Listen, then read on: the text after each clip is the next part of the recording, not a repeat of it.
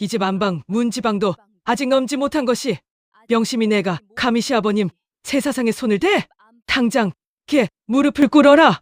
몰락한 참봉댁 셋째 딸로 태어나 가세가 기울어 빚더미 앉은 아비 밑에서 고리대금업자 박첨지에게 쫓기듯 시달리다 못해 청송댁의 며느리 자리로 떠밀리듯 넘겨졌습니다. 그렇게 명심은 반가에서마저 독사라 불리는 청송댁의 소슬대문을 넘었지요. 초래를 치른 그날 밤 서늘한 문간방에서 명심의 손끝에 맺힌 핏방울이 드러났습니다. 매서운 꾸중이 이어질 줄 알았던 순간 청송댁은 도리어 다가와 며느리의 여윈 손을 감싸 쥐고 고운 명주 헝겊을 감아줍니다.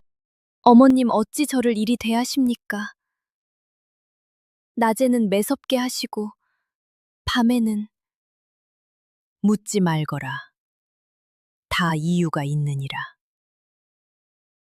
온 고을이 손가락질하던 청송댁의 매서운 구박이 사실은 박첨지의 눈을 속이려 꾸며낸 거짓 냉대였다는 것을 말이죠. 그리고 그 냉대의 가면이 벗겨지는 날, 청송댁과 명심의 운명은 상상을 초월하는 방향으로 뒤집히게 됩니다. 구독과 좋아요는 더 좋은 이야기를 만드는 힘이 됩니다. 여러분의 사랑 속에 늘 성장하는 민담 한 잔이 되도록 노력하겠습니다.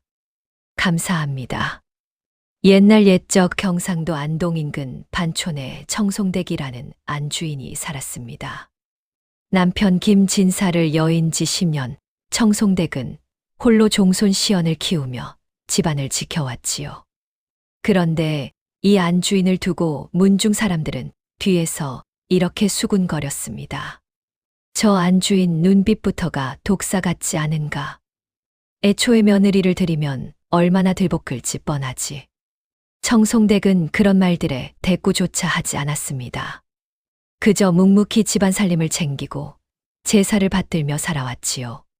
하지만 속을 아는 사람은 아무도 없었습니다. 종손 시언이 24이 되도록 혼처를 정하지 못한 것도 청송댁의 매서운 소문 탓이 컸습니다. 어느 집 교수도 저런 시어머니 밑에 들어가기를 꺼렸으니까요. 그러던 어느 날 청송댁은 이웃 고을에서 흘러나온 소문을 듣게 됩니다. 고리대금업자 박첨지에게 진 빚을 갚지 못해 위토답을 다 빼앗기고 목을 맨 몰락 양반이 있다는 소문이었지요. 그 이는 최참봉. 그리고 그에게는 명심이라는 외동딸이 하나 있었습니다. 청송댁은 그 이름을 듣자마자 하던 바느질감을 그대로 내려놓았습니다. 명심이라. 최참봉의 딸이. 청송댁의 눈빛이 순간 흔들렸습니다. 하지만 그것도 잠시 이내 다시 무표정한 얼굴로 돌아왔지요. 왜 그 이름에 그렇게 반응했는지 아직 아무도 알지 못했습니다. 며칠 뒤 청송댁은 중매 서는 노파를 찾아가 뜻밖의 말을 꺼냈습니다. 최참봉 내 딸을 내 며느리로 드리고 싶네. 노파는 눈이 휘둥그레졌습니다. 아니, 청송댁, 자네 그새 무슨 생각으로 몰락한 집딸을 굳이 데려오려는가? 청송댁은 짧게 대답했습니다. 물어볼 것 없네. 그저 그리 해주게. 그렇게 청송댁은 박첨지에게 예를 갖춰 청혼했고 명심을 며느리로 데려왔습니다. 문중 사람들은 또 한 번 수군거렸지요. 거참 독사가 이제는 남의 딸까지 잡아먹으려는가 보군. 하지만 청송댁의 속셈은 아무도 짐작하지 못했습니다. 명심이 시집 온 첫날 청송댁은 안채 마당 한복판에서 큰 소리로 명심을 꾸짖었습니다. 이 집 안방 문지방도 아직 넘지 못한 것이 명심이 내가 감히 시아버님 제사상에 손을 대 당장게 무릎을 꿇어라. 문중 사람들이 담장 너머로 그 광경을 지켜보며 혀를 찼습니다. 며느리는 그저 고개를 숙인 채 말이 없었지요.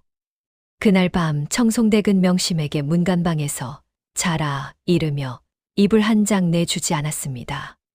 그런데 이상한 일이 벌어졌습니다. 한밤중 명심이 추위에 몸을 떨고 있을 때 문간방 문이 조용히 열렸습니다. 청송댁이었습니다. 청송댁은 아무 말 없이 고운 명주 이불 한 채를 명심의 어깨에 덮어주고는 다시 말없이 안방으로 돌아갔지요. 명심은 그 뒷모습을 보며 어리둥절했습니다. 낮에는 그리 매섭던 시어머니가 밤에는 왜 이러시는 걸까요? 한편 박첨지는 최참봉의 딸을 넘긴 뒤에도 마음이 편치 않았습니다. 최참봉이 죽기 전 남긴 말이 자꾸 마음에 걸렸던 것이지요. 이보시오, 박첨지. 언젠가 이 위토답의 진짜 주인이 누구인지 하늘이 알려줄 날이 올 것이오. 박첨지는 그 말을 듣고 코웃음을 쳤지만 혹시 최참봉이 딸에게 무언가 남겼을까 마음이 쓰였습니다. 그래서 부하 하나를 시켜 은밀히 명심의 행방을 뒤쫓게 했지요. 그 사실을 가장 먼저 알아챈 것은 청송댁이었습니다. 문중 모임에 나갔다가 낯선 사내가 명심의 이름을 캐묻고 다닌다는 소문을 들은 것이지요. 그날 저녁 청송댁은 더욱 매섭게 명심을 몰아세웠습니다. 이런 것이 무슨 반가의 며느리라고. 오늘부터 안채 근처에는 얼씬도 말거라. 시연이 보다 못해 나섰습니다. 어머니, 명심이 아직 이 집에 온 지 얼마 되지도 않았는데 어찌 그리 모질게 대하십니까? 청송댁은 아들을 매섭게 쏘아보았습니다. 내가 뭘 안다고 나서느냐. 물러가거라. 시연은 입을 다물었지만 마음속에는 어머니에 대한 서운함이 조금씩 쌓여갔습니다. 며칠 뒤 반촌에 낯선 사내 둘이 나타났습니다. 박첨지가 보낸 사람들이었지요. 그들은 저작거리를 돌며 최참봉의 딸에 대해 캐묻고 다녔습니다. 이 근방의 최참봉이라고 목매어 죽은 양반 딸을 아는 사람 없소. 소문은 삽시간에 퍼졌습니다. 청송댁은 그 소식을 듣자마자 얼굴이 굳었지요. 벌써 여기까지 왔단 말인가. 그날 밤 청송댁은 명심을 불러 은밀히 물었습니다. 내 아비가 죽기 전에 혹시 무언가 너에게 남긴 것이 없더냐? 명심은 흠칫 놀라며 품속을 만졌습니다. 그곳에는 작은 옥도장 하나가 숨겨져 있었습니다. 이것은 아버지께서 절대 남에게 보이지 말라 하셨습니다. 청송댁은 그 도장을 보는 순간 눈빛이 크게 흔들렸습니다. 하지만 이내 다시 얼굴을 굳히며 말했습니다. 아무에게도 보이지 말거라. 특히 저 사내들 눈에는 절대. 그러고는 다음 날부터 청송댁은 문중 사람들 앞에서 명심을 더욱 심하게 몰아붙이기 시작했습니다. 이런 쓸모없는 며느리를 데려온 내가 미쳤지. 온종일 골방에만 처박아 두거라. 밖에 얼씬도 못하게. 문중 사람들은 청송댁을 두고 더욱 손가락질했습니다. 저 독한 안주인 결국 며느리를 가둬놓고 부려먹는구먼. 하지만 그것은 명심을 낯선 사내들의 눈에서 숨기려는 청송댁의 계책이었습니다. 아무도 그 속을 알지 못했지요. 그런데 이게 웬일입니까? 시연마저 어머니의 진심을 알지 못한 채 아내를 지키지 못하는 자신을 자책하며 점점 말수를 잃어갔습니다. 그날부터 명심은 방 밖으로 나가는 일이 거의 없었습니다. 청송댁은 낮이면 여전히 매섭게 굴었지만 밤이 되면 몰래 죽 한 그릇을 들고 명심의 방문을 두드렸지요. 먹거라. 아무에게도 말하지 말고. 명심은 그 죽을 받아들며 조심스레 물었습니다. 어머님, 어찌 저를 이리 대하십니까? 낮에는 매섭게 하시고 밤에는. 청송댁은 잠시 침묵하다 짧게 답했습니다. 묻지 말거라. 다 이유가 있느니라. 영심은 더 캐묻지 못했습니다. 그저 시어머니의 눈빛 속에 담긴 무언가를 어렴풋이 느낄 뿐이었지요. 한편 낯선 사내들은 반촌을 떠나지 않고 계속 머물렀습니다. 저작거리에서 우물가에서 끊임없이 명심의 행방을 캐물었지요. 그 댁 며느리가 온종일 골방에만 있다던데 얼굴 한 번 보기가 그리 어렵소. 이 소문은 결국 박첨지의 귀에까지 들어갔습니다. 박첨지는 의심을 굳혔습니다. 골방에만 처박아 둔다. 필시 뭔가를 숨기고 있는 게로군. 박첨지는 직접 나서기로 마음먹었습니다. 어느 날 박첨지가 직접 청송댁의 집을 찾아왔습니다. 거들먹거리는 걸음으로 소슬대문을 들어선 그는 능글맞게 웃으며 말했습니다. 허허, 청송댁, 그새 며느리 살림이 재미가 쏠쏠한가 보구려.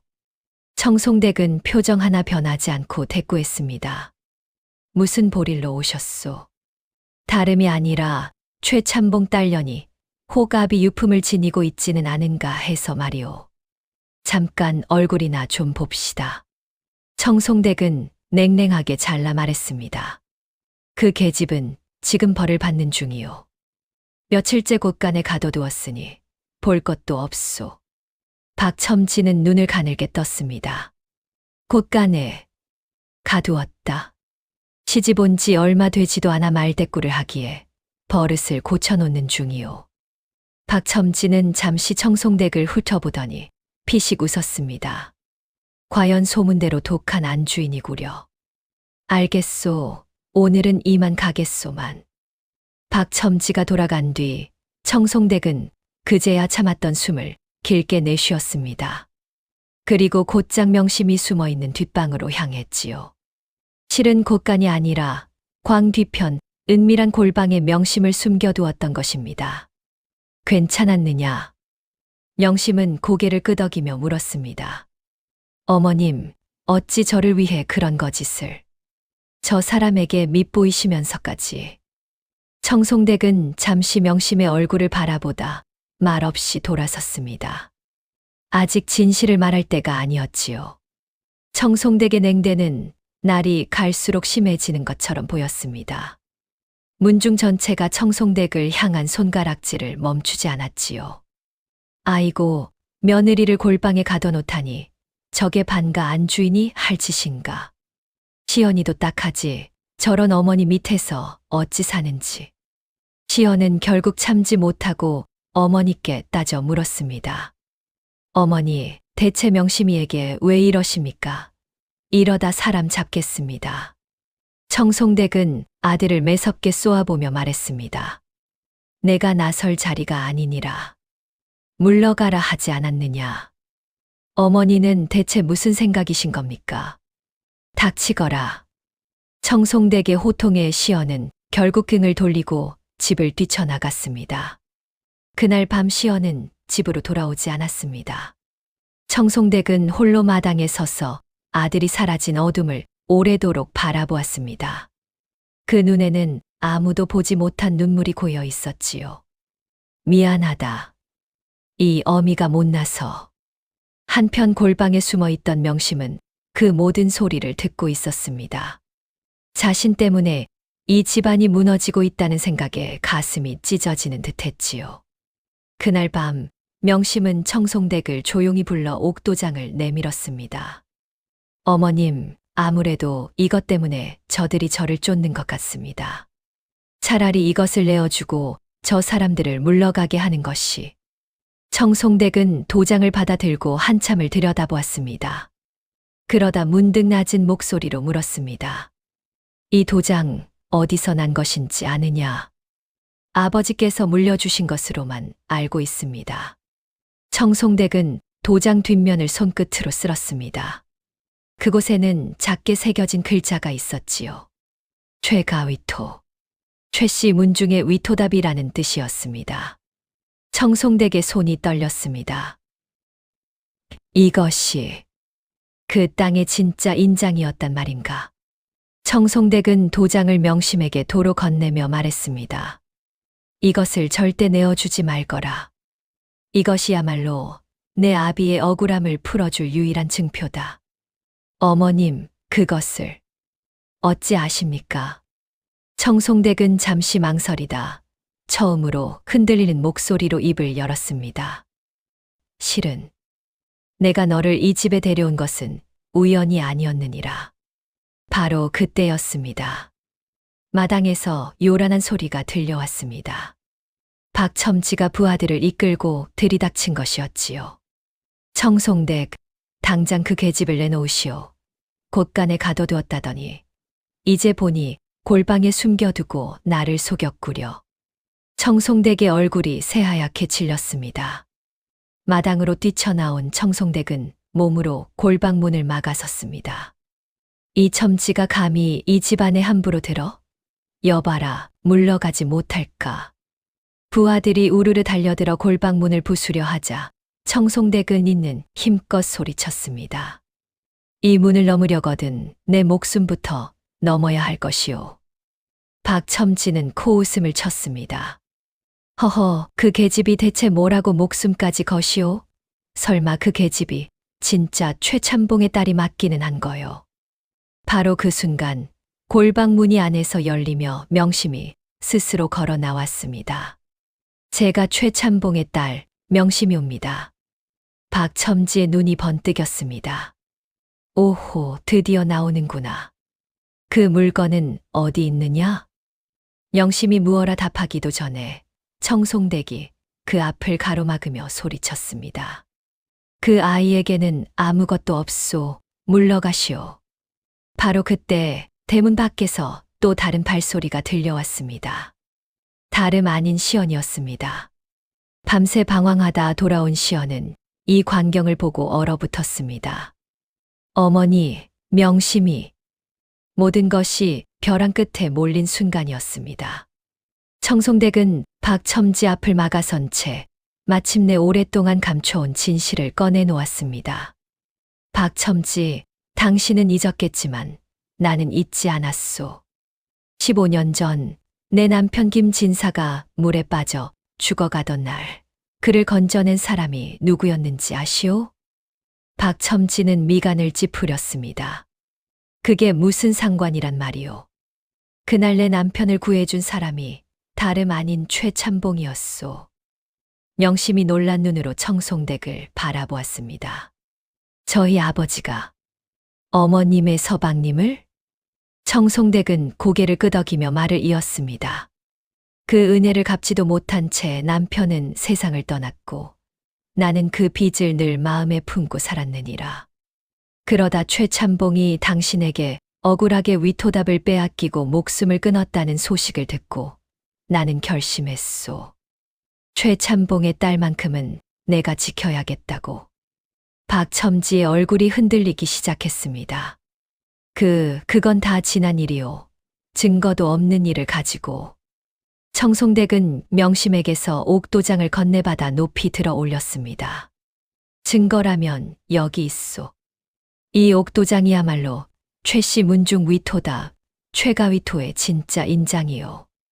당신이 관아에 제출한 땅 문서에 찍힌 도장과 대조해보면 그것이 위조된 것임이 드러날 것이요.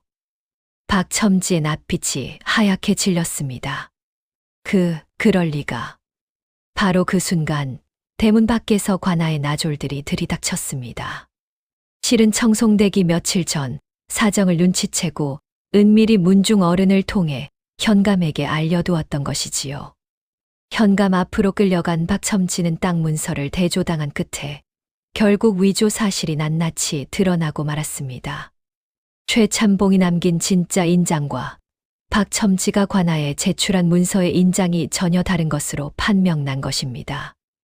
박첨지는 그 자리에서 관아에 끌려가 벌을 받았고 억울하게 빼앗겼던 위토답은 명심에게 돌아왔습니다. 모든 진실이 밝혀진 뒤 명심은 청송댁의 손을 붙잡고 눈물을 흘렸습니다. 어머님, 그런 사정이 있으신 줄도 모르고 그저 서럽기만 했습니다. 청송댁은 처음으로 며느리 앞에서 눈물을 보이며 말했습니다. 미안하구나. 너를 지키려던 것이 오히려 너를 아프게 했으니. 하지만 다시는 이 어미가 너를 홀로 두지 않을 것이니라. 시연도 그제야 어머니께 큰절을 올리며 말했습니다. 어머니, 소자가 어머니의 깊은 뜻을 헤아리지 못하고 원망만 했습니다. 용서하십시오. 청송댁은 아들과 며느리를 번갈아 바라보며 처음으로 온화하게 웃었습니다. 그날 이후 문중 사람들의 시선도 달라졌습니다. 청송댁을 독사라 부르던 이들은 이제 이렇게 말했습니다. 모진 겉모습 속에 그리 깊은 정이 숨어 있었다니 우리가 사람을 잘못 보았구먼. 청송댁과 명심, 시연은 되찾은 위토답을 지키며 다시 문중 살림을 꾸려 나갔습니다. 청송댁은 여전히 무뚝뚝했지만 이제는 며느리 앞에서 종종 웃음을 보이기도 했지요. 겉으로 매서운 정은 속으로 더 깊이 지키려는 마음일 때가 있는 법입니다. 세상은 때로 가장 차가워 보이는 사람의 마음 속에 가장 뜨거운 것을 숨겨두고 있는지도 모릅니다. 다음 영상을 빠르게 만나보시려면 좋아요와 구독을 눌러주세요. 지금 화면에 나오는 더 재미있는 영상들도 함께 해주세요. 그럼 모두 행복한 하루 보내세요. 감사합니다.